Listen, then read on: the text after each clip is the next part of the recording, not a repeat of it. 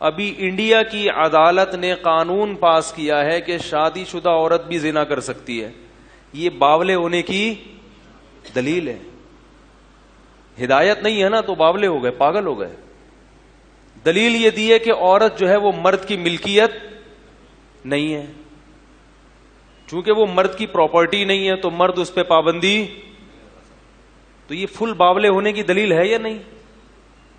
یعنی اگر دونوں کا ایگریمنٹ ہوا ہے اور وہ اس ایگریمنٹ کی وجہ سے شوہر کی پابند ہو جاتی ہے کہ میں کسی سے ریلیشن نہیں کروں گی, تو اس کو کیا سمجھ رہے ہیں؟ گویا اس کی ہم نے غلام بنا دیا اس کو.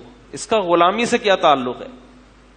اور اگر اس کو سیکچول ریلیشن قائم کرنے کی غیر مرد سے اجازت ہے تو پھر شادی کے تکلف کی ضرورت کیا ہے؟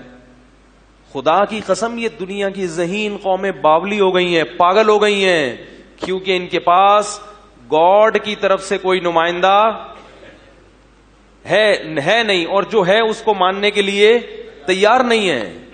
یہی تو پاگل ہونے کی دلیل ہے. اور انڈیا والے خود باولے نہیں ہوئے, انہیں گورے باولے کر رہے ہیں. نہیں آئی بات میرا خیال ہے. جب آپ کے پاس خود کوئی تعلیم نہیں ہوتی, فالو تو کرنا ہے نا کسی کو, تو آپ ایسے لوگوں کو فالو کرنا شروع کر دیتے ہو جن کے برحق ہونے کی آپ کے پاس کوئی دلیل نہیں, کیونکہ اپنا تو کچھ ہے نہیں. ہندوؤں کے اپنے مذہب میں جو تعلیمات ہیں وہ ناقص ہیں, اور وہ ایسی ہیں کہ اسے کسی کی بھی فطرت بھی اپیل نہیں کرتی. وہ فطرت کو اپیل کرتے ہی نہیں ہے, وہ تعلیمات کرتی ہی نہیں ہے وہ تعلیمات. تو وہ گوروں کو دیکھ رہے ہیں کہ وہ ترقی یافتہ ہیں, تو چلو وہ اتنی انہوں نے کامیابی ان کے قدم چوم رہی ہے تو ہم چلو انہی کے پیچھے چلتے ہیں. تو وہ ججز نے BBC میں پوری رپورٹ شائع ہوئی ہے. ججز میں بحث یہ ہوئی کہ بھئی کیوں پابندی لگائیں. تو یہ ایسی چیزیں نہیں ہیں جن پر دلائل سے بحث کی ضرورت ہو. یہ جب انسان سٹھیا جاتا ہے, باولا ہو جاتا ہے, تو باولے آدمی کو دلائل سے بات کرنا, بولو بھائی. اسی طرح گے میرج کی اجازت دے دی, لڑکا لڑکے سے شادی کرے گا, یہ بھی باولے ہونے کی, یعنی اس پہ دلائل نہیں دیے جائیں گے.